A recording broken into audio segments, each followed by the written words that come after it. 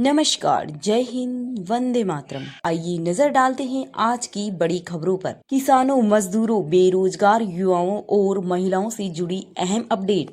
PM किसान योजना की अगली किस्त कब जारी होगी, जानेंगे पूरी जानकारी। इसके साथ ही आज से प्रदेश में 10 से 15 नए नियम लागू हो रहे हैं, जिनका असर देश भर में नीट परीक्षा विवाद और पेपर लीक के विरोध के बीच केंद्र सरकार ने बड़ा फैसला लिया है। केंद्रीय शिक्षा मंत्री धर्मेंद्र प्रधान का इस्तीफा मंजूर कर लिया गया है। नई शिक्षा मंत्री का चयन होने तक इस मंत्रालय की अतिरिक्त जिम्मेदारी केंद्रीय मंत्री प्रहलाद जोशी को सौंपी गई है। प्रशासनिक स्तर पर इस बदलाव को काफी महत्वपूर्ण माना जा रहा है और अब सबकी नजरें इस बात पर टिकी हुई है कि नई व्यवस्था में शिक्षा सुधारों को लेकर क्या कदम उठाए जाएंगे। केंद्रीय शिक्षा मंत्री के इस्तीफे के बाद राजस्थान की राजनीति में प्रतिक्रियाओं का दौर शुरू हो गया है। पूर्व मुख्यमंत्री अशोक गहलोत ने इस घटनाक्रम पर बयान देते हुए इसे देश के लाखों युवाओं और छात्रों के लंबे संघर्ष की जीत बताया है। उन्होंने कहा है कि सरकार को काफी पहले ही छात्रों की वाजिब मांगों पर ध्यान देना चाहिए था। इसके साथ ही उन्होंने परीक्षाओं में पूरी पारदर्शिता और विश्वसनीयता सुनिश्चित करने के लिए कड़े नियम बनाने की मांग की है। जयपुर निवासियों और कैब सेवाओं का उपयोग करने वाले यात्रियों के लिए एक अच्छी खबर सामने आई है। मुख्यमंत्री भजनलाल शर्मा ने राजधानी जयपुर से स्वदेशी कैब सेवा भारत टैक्सी ऐप का औपचारिक शुभारंभ किया है।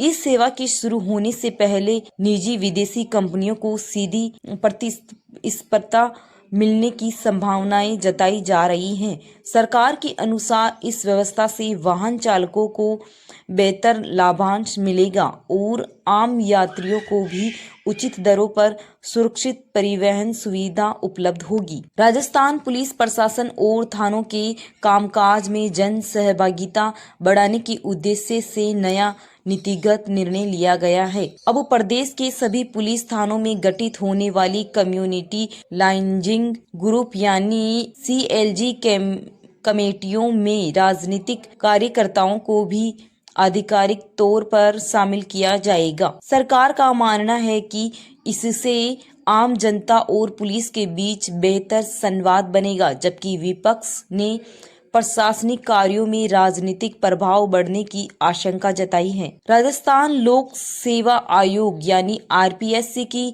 प्रतियोगी परीक्षाओं को पूरी तरह पारदर्शी बनाने के लिए तकनीकी का सहारा लिया जा रहा है। आयोग अब अभ्यर्थियों की उत्तर पुस्तिकाओं के मूल्यांकन में आर्टिफिशियल इंटेलिजेंस यानी AI तकनीकी का उपयोग करने की योजना बना रहा है।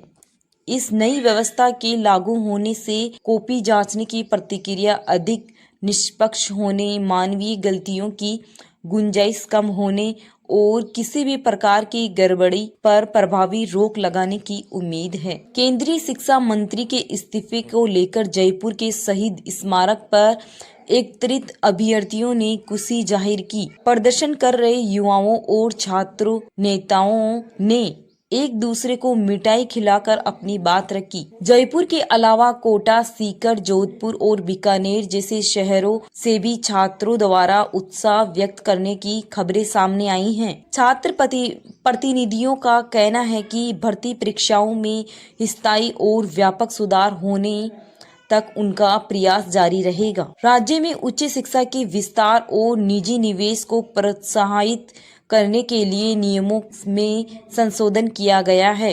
अब राजस्थान में नया प्राइवेट विश्वविद्यालय स्थापित करना पहले से अधिक सरल हो जाएगा। सरकार ने निजी यूनिवर्सिटी की स्थापना से जुड़े भूमि, भवन और निर्माण के मानकों में ढील दी है। इस निर्णय से प्रदेश में नए शैक्षणिक संस्थान खुलने की उम्मीद है, जिससे स्थानीय युवाओं को अपने ही राज्य में गुणवत्तापूर्वक शिक्षा के अवसर मिल सकेंगे। राष्ट्रीय लोकतांत्रिक पार्टी के प्रमुख और नागौर सांसद हनुमान बेनीवाल ने संसद के सत्र के दौरान देश के स्वास्थ्य अनुसंधान क्षेत्र का विषय प्रमुखता से उठाया है। उन्होंने केंद्र सरकार से देश भर के मेडिकल रिसर्च बजट और आवंटित धनराशि का विवरण प्रस्तुत करने का अनुरोध किया है। उन्होंने कहा है कि ग्रामीण क्षेत्रों में गंभीर बीमारियों के उपचार के लिए आधुनिक अनुसंधान और पर्याप्त कोष की आवश्यकता है ताकि आम नागरिकों को इसका सीधा लाभ मिल सके। राजस्थान में रीट और चतुर्थ श्रेणी कर्मचारी भर्ती परीक्षाओं में पारदर्शिता को लेकर राजस्थान हाई कोर्ट ने सख्त रुख दिखाया है। अदालत ने पूरी प्रतिक्रिया को स्पष्ट और नियम संगत बनाए रखने के लिए संबंधित प्रशासनिक अधिकारियों से जवाब तलब किया है। कोर्ट ने स्पष्ट किया है कि किसी भी परीक्षा की सूचिता से समझौता बर्दाश्त नहीं किया जाएगा। कोटा की प्रमुख कृषि उपज मंडी में आज विभिन्न जिन्सों की आवक और दामों में मिला जुला रुख देखने को मिला है। मंडी में सोयाबीन की आवक बढ़ने के साथ ही इसके दामों में प्रति क्विंटल सुधार दर्ज किया गया है, जिससे किसानों को बेहतर मूल्य मिल रहा है। दूसरी ओर लहसुन, गेहूं और खाद्य तेलों के भाव स्तर बने हुए हैं। राजस्थान की राजधानी जयपुर अंतर्राष्ट्रीय स्तर पर एक बार फिर अपनी विशेष पहचान बनाई है। वर्ल्ड हैप्पीएस्ट सिटीज की नई सूची में जयपुर को भारत का सबसे खुशहाल शहर बताते हुए वैश्विक स्तर पर 6वां स्थान दिया गया है। इस सूची के शीर्ष 10 शहरों में जगह बनाने वाला जयपुर देश का इकलौता शहर बताया गया है। उदयपुर के चर्चित अवैध धर्मांतरण मामले में राजस्थान हाई कोर्ट ने कठोर रुख अपनाया है। मामले की सुनवाई के दौरान उच्च न्यायालय ने गिरफ्तार किए गए 24 मुख्य आरोपियों की जमानत याचिका खारिज कर दी है। अदालत ने अपने अवलोकन में कहा है कि यह मामला किसी सामान्य अपराध का नहीं है, बल्कि एक सुनियोजित और संगठित नेटवर्क का हिस्सा प्रतीत होता है। प्रदेश में मानसून की वर्षा का क्रम लगातार बना हुआ है। राज्य के एकमात्र पर्वतीय क्षेत्र माउंट आबू में बीते 24 घंटों के दौरान 8 इंच से अधिक बारिश दर्ज की गई है। मौसम विभाग ने राज्य के 12 प्रमुख झीलों में मध्यम से भारी वर्षा का पूर्वानुमान व्यक्त किया गया है। सर्राफा बाजार में सोना और चांदी की कीमतों में फेरबदल दर्ज किया गया है। ताजा बाजारों की दरों के अनुसार चांदी अपने उच्चतम स्तर से नीचे आई है। वहीं 22 कैरेट और 24 कैरेट सोने के मूल्यों में भी मामूली कमी देखी गई है। बाजार विशेषज्ञों का कहना है कि अंतर्राष्ट्रीय आर्थिक परिस्थितियों और मुद्रा विनिमय दरों के प्रभाव से दामों में ये बदलाव आया है। केंद्रीय शिक्षा मंत्री के इस्तीफे को लेकर विपक्षी बयानों के बाद भारतीय जनता पार्टी की ओर से स्थिति स्पष्ट की गई है। पार्टी प्रवक्ता गौरव वल्लभ ने कहा है कि विपक्ष द्वारा भ्रामक स्थिति उत्पन्न करने का प्रयास किया जा रहा है। उन्होंने स्पष्ट किया है कि निवर्तमान मंत्री पर कोई आरोप साबित नहीं हुआ है, बल्कि उन्होंने नैतिक जिम्मेदारी का परिचय देते हुए पद से त्यागपत्र दिया है। शासकीय विद्यालयों में अध्ययनरत विद्यार्थियों के पोषण स्तर में सुधार के लिए शिक्षा विभाग ने नई पहल की है। राज्य के सभी सरकारी स्कूलों में मिड डे मील योजना का नया संशोधित मेन्यू लागू किया गया है। इस नई व्यवस्था के तहत विद्यार्थियों को कुछ सप्ताहों में कम से कम एक दिन ताजा और मौसमी फल अनिवार्य रूप से प्रदान किए जाएंगे। राजस्थान कर्मचारी चयन बोर्ड ने कनिष्ठ सहायक यानी LDC भर्ती परीक्षा 2026 की प्रोविजनल उत्तर कुंजी आधिकारिक पोर्टल पर उपलब्ध करा दी है। परीक्षा में सम्मिलित हुए अभ्यर्थी अपने उत्तरों का मिलान कर सकते हैं। प्रश्नों या उत्तरों पर आपत्ति दर्ज कराने के लिए 27 जुलाई से ऑनलाइन लिंक सक्रिय किया जाएगा। प्रदेश में संचालित व्यावसायिक वाहनों में व्हीकल लोकेशन ट्रैकिंग डिवाइस यानी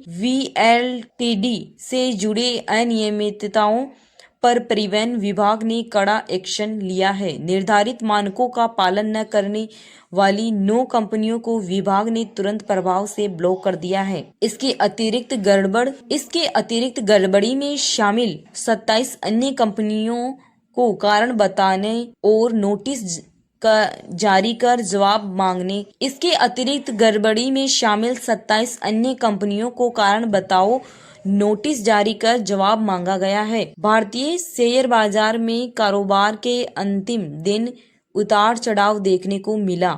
शुरुआती समय में दबाव के बाद प्रमुख सूचकांक सेंसेक्स और निफ्टी निचले स्तरों से रिकवरी करने में सफल रहे। आईटी और बैंकिंग क्षेत्र के प्रमुख शेयरों में हुई खरीदारी के बल पर बाजार बढ़त के साथ बंद हुआ है। कारगिल विजय दिवस के अवसर पर मुख्यमंत्री भजनलाल शर्मा ने देश के अमर शहीदों और पूर्व सैनिकों को श्रद्धांजलि अर्पित की है। जयपुर में आयोजित एक गरिमामय कार्यक्रम में मुख्यमंत्री ने कहा कि राज्य सरकार पूर्व सैनिकों और उनके आश्रितों के कल्याण, सम्मान तथा पुनर्वास के लिए पूरी तरह समर्पित है। राज्य में आगामी पंचायती राज और नगरीय निकाय चुनावों को लेकर प्रशासनिक स्तर पर गतिविधियां तेज हो गई हैं।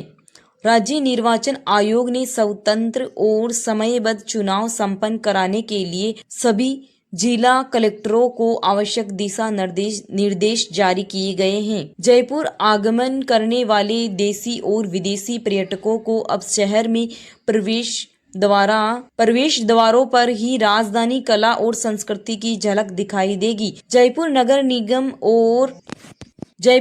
निगम और जेडीए द्वारा पुनर्चक्रित यानी रिसाइकिल की गई सामग्री का उपयोग करके 3 आकर्षक पधारो महारे देश स्वागत द्वार तैयार कराए जा रहे हैं। दौसा जिले से एक घटना प्रकाश में आई है, जहां एक थार वाहन में आए अज्ञात व्यक्तियों ने ईंधन स्टेशन से लगभग 3,500 का डीजल भरवाया है और बिना भुगतान किए वाहन लेकर चले गए हैं। पूरी घटना वहां लगे सीसीटीवी कैमरों में रिकॉर्ड हो गई है। पुलिस ने फुटेज के आधार पर मामला दर्ज कर वाहन संख्या के जरिए जांच शुरू कर दी है। कोटा शहर के एरोड्रम सर्किल स्थित एक 3 मंजिला जूते के शोरूम में देर रात अचानक आग लग गई। ऊपरी तलों में फंसे लोगों को दमकल कर्मियों ने सीढ़ियों और छत के रास्ते से सुरक्षित बाहर निकाला। अग्निशमन दल की कई गाड़ियों ने प्रयास करके आग पर काबू पाया। प्राथमिक आकलन के अनुसार आग लगने का कारण शॉर्ट सर्किट बताया जा रहा है। प्रदेश के व्यावसायिक केंद्रों में आज शेयर बाजार और कमोडिटी जिंसों की गतिविधियों में हलचल बनी रही। जयपुर, जोधपुर और कोटा की प्रमुख कृषि मंडियों से ताजा व्यापारिक आंकड़े जारी किए गए हैं। अनाज, तिलहन और दलहन की दरों में सामान्य उतार चढ़ाव देखा गया है। बीकानेर स्थित राष्ट्रीय उष्ण अनुसंधान केंद्र यानी NRCC ने मालवीय नस्ल के सफेद ऊंटों की संख्या में आ रही कमी को देखते हुए एक विशेष संरक्षण परियोजना शुरू की है। उपलब्ध आंकड़ों के अनुसार देश में इस प्रजाति के केवल 102 ऊंट ही शेष बचे हैं। NRCC के वैज्ञानिकों द्वारा इन ऊंटों के संवर्धन, नस्ल सुधार और वैज्ञानिक देखरेख के लिए कार्य योजना तैयार की गई है। जोधपुर शहर में स्वच्छता और नागरिक सुविधाओं की स्थिति पर राजस्थान हाई कोर्ट ने गंभीरता व्यक्त की है। जन स्वास्थ्य से जुड़े विषयों पर संज्ञान लेते हुए अदालत ने कहा कि नागरिकों के स्वास्थ्य से जुड़े मामलों की उपेक्षा नहीं की जा सकती। हाई कोर्ट ने वास्तविक स्थिति का अध्ययन कर रिपोर्ट प्रस्तुत करने के लिए एक विशेष कोर्ट कमिश्नर नियुक्त किया है। प्रधानमंत्री किसान सम्मान निधि योजना के अंतर्गत पंजीकृत किसानों के लिए आवश्यक सूचना जारी की गई है। KYC प्रतिक्रिया और बैंक खाते का आधार से जुड़ाव नहीं होने के कारण कई पात्र किसानों की 2000 की आगामी किस्त रुकी हुई है। कृषि विभाग ने किसानों से अनुरोध किया है कि जिन कृषकों ने अब तक अपना विवरण अपडेट नहीं करवाया है, वे निकटतम नागरिक सेवा केंद्रों पर जाकर प्रतिक्रिया पूरी करें। राजस्थान की पैरा निशानेबाज मोना अग्रवाल ने अंतर्राष्ट्रीय खेल स्पर्धा में भारत का मान बढ़ाया है। सर्बिया में आयोजित निशानेबाजी विश्व कप प्रतियोगिता में मोना अग्रवाल ने उत्कृष्ट प्रदर्शन करते हुए कांस्य पदक हासिल किया है। उनकी इस सफलता पर राज्य के मुख्यमंत्री और खेल मंत्री ने उन्हें बधाई दी है। चित्तौड़गढ़ स्थित प्रसिद्ध श्री सांवलिया सेठ मंदिर में एक श्रद्धालु द्वारा भूमि दान करने का मामला सामने आया है। एक भामाशाह भक्त ने भगवान सांवलिया सेठ के नाम से लगभग 1.5 करोड़ मूल्य की 5.25 बीघा कृषि भूमि समर्पित की है। इसके अलावा हरियाणा के गुरुग्राम से आए एक नई अन्य श्रद्धालु ने मंदिर में 3 किलोग्राम भार का चांदी का छत्र अर्पित किया है। छात्र संगठन के प्रतिनिधियों ने अपने हालिया अभियानों के बाद आगामी कार्य योजनाओं पर वक्तव्य जारी किया है। संगठन के वक्ताओं ने कहा है कि वे युवाओं और अभ्यर्थियों से जुड़े मुद्दों को लेकर विभिन्न राज्यों में अपनी बात रखते रहेंगे। उन्होंने संकेत दिया है कि यदि प्रतियोगी परीक्षाओं की पारदर्शिता और युवाओं की मांगों का समाधान नहीं हुआ तो वे अन्य प्रदेशों की राजधानियों में भी अपना संवाद कार्यक्रम आयोजित करेंगे। सौर ऊर्जा के उपयोग को बढ़ावा देने में राजस्थान देश के अग्रणी राज्यों में शामिल है। केंद्र सरकार की नवीनतम रिपोर्ट के अनुसार छतों पर सौर संयंत्र यानी रूफटॉप सोलर प्लांट स्थापित करने के मामले में राजस्थान पूरे देश में 5वें स्थान पर आ गया है। प्रदेश में अब तक 2,70,000 से अधिक घरों पर सोलर पैनल लगाए जा चुके हैं, जिनमें जयपुर जिला सबसे आगे है। आगामी त्योहारों और यात्रा सीजन के दौरान रेल यात्रियों की सुविधा के लिए उत्तर पश्चिमी रेलवे ने विशेष व्यवस्था की है। रेलवे प्रशासन ने जोधपुर मंडल से संचालित होने वाली 14 जोड़ी प्रमुख एक्सप्रेस और सुपरफास्ट रेलगाड़ियों में अतिरिक्त व्यवस्था की है। इस निर्णय से प्रतीक्षा सूची के यात्रियों को कन्फर्म सीट मिलने में आसानी होगी और यात्रा अधिक सुगम बन सकेगी। जैसलमेर जिले के थार क्षेत्र में एक नई जल संरचना का निर्माण पूरा कर लिया गया है। रेतीले धारों के मध्य 28 किलोमीटर की परिधि वाली एक कृत्रिम झील तैयार की गई है। मरुस्थलीय वातावरण के बीच निर्मित यह विशाल जल निकाय आने वाले समय में पर्यटन और स्थानीय भ्रमण के लिए नया केंद्र बन सकता है। करदाताओं के लिए आयकर रिटर्न यानी ITR दाखिल करने की अंतिम तिथि निकट आ रही है। आयकर विभाग ने बिना किसी विलंब शुल्क के रिटर्न दाखिल करने के लिए 31 जुलाई 2026 की समय सीमा तय की है। विभाग ने सूचित किया है कि इसके बाद रिटर्न दाखिल करने पर नियमानुसार 5,000 तक का शुल्क लग सकता है। चूरू जिले में सार्वजनिक परिवहन सेवा से जुड़ी एक महिला बस कंडक्टर सोशल मीडिया पर चर्चा में है। पिछले 13 वर्षों से राजस्थान रोडवेज में कार्यरत यह महिला कर्मचारी अपनी ड्यूटी के दौरान यात्रियों को यात्रा नियमों, टिकट व्यवस्था और सुरक्षा से जुड़े सुझाव देते हुए लघु वीडियो बनाती है। सोशल मीडिया पर उनके इस जागरूकता प्रयास को काफी सराहा जा रहा है। भारतीय प्रौद्योगिकी संस्थान यानी IIT जोधपुर के शोधकर्ताओं ने चिकित्सा तकनीकी के क्षेत्र में एक महत्वपूर्ण अध्ययन किया है। संस्थान की टीम ने एक ऐसी विधि पर कार्य किया है जिसके माध्यम से मस्तिष्क की तरंगों यानी ब्रेन वेव्स का विश्लेषण करके याददाश्त में कमी जैसी स्थितियों के प्रारंभिक संकेत प्राप्त किए जा सकेंगे। अजमेर पुलिस ने अवैध हथियारों की धरपकड़ के लिए चलाए जा रहे चेकिंग अभियान के तहत कार्रवाई की है। नाकाबंदी के दौरान पुलिस ने एक संदिग्ध व्यक्ति को रोककर उसके पास से देसी पिस्तौल, मैगजीन और कारतूस बरामद किए हैं। पुलिस अब उससे पूछताछ कर यह पता लगाने का प्रयास कर रही है कि यह सामग्री कहां से लाई गई थी। बाड़मेर जिले में मानसून की वर्षा के कारण कई निचले क्षेत्रों में पानी भर गया है। मूसलाधार बारिश के चलते शहर में मुख्य मार्गों और रिहायशी बस्तियों में जल भराव की स्थिति उत्पन्न हुई है, जिससे आवागमन प्रभावित हुआ है। स्थिति को देखते हुए स्थानीय प्रशासन ने जल निकास का कार्य तेज करवा दिया है। राजस्थान प्रदेश कांग्रेस कमेटी के अध्यक्ष गोविंद सिंह डोडासहरा ने वर्तमान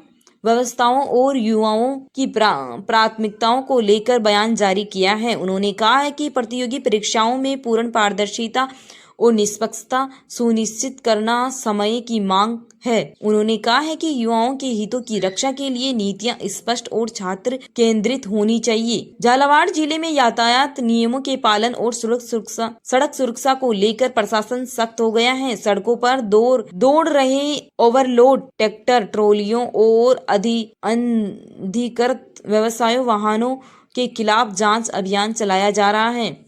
झालावाड़ जिले में यातायात नियमों के पालन और सड़क सुरक्षा को लेकर प्रशासन सख्त हो गया है। सड़कों पर दौड़ रहे ओवरलोड ट्रैक्टर, ट्रॉलियों और अनधिकृत व्यवसाय वाहनों के खिलाफ जांच अभियान चलाया जा रहा है। बिना वैध ड्राइविंग लाइसेंस और ओवरलोडिंग पाए जाने वाले वाहनों पर जब्त कर नियमानुसार कार्रवाई की जाएगी। राजस्थान कर्मचारी चयन बोर्ड द्वारा आयोजित चतुर्थ श्रेणी कर्मचारी भर्ती परीक्षा की अभ्यर्थियों के लिए अपडेट जारी किया गया है। चयन बोर्ड ने भारतीय अभ्यर्थी के दस्तावेज सत्यापन और काउंसलिंग का कार्यक्रम घोषित कर दिया गया है, जो 28 जुलाई से प्रारंभ होगा। संबंधित अभ्यर्थी अपना बुलावा पत्र डाउनलोड कर सकते हैं और निर्धारित तिथि पर उपस्थित हो सकते हैं। राज्य की प्रमुख सब्जी और फल मंडियों में मानसून आवक के साथ आवक बढ़ोतरी दर्ज की गई है। जयपुर में मुहाना मंडी और कोटा की भामाशाह मंडी में आसपास के ग्रामीण क्षेत्रों में हरी सब्जियों की भरपूर आवक हो रही है। टमाटर और हरी सब्जियों के भाव में अस्थायी तेजी है, जबकि आलू और प्याज की दरें सामान्य बनी हुई हैं। आज का संक्षिप्त